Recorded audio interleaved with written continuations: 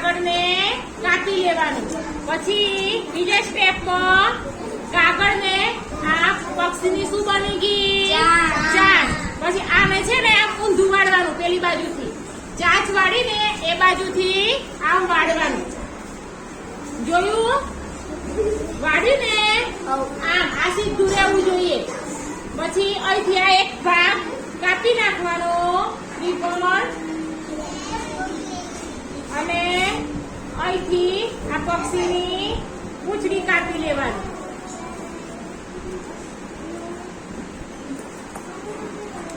જોયું? બન્યું પક્ષી. અને પક્ષીને શું દોરી દેવાની? આંખ દોરી દેવાની. શું દોરી દેવાની? આંખ દોરી દેવાની. એટલે પક્ષી તૈયાર થઈ ગયું. જોયું ને પક્ષી? આવું તમારે પક્ષી જાતે બનાવી દેવાનું. સરસ. ચલો.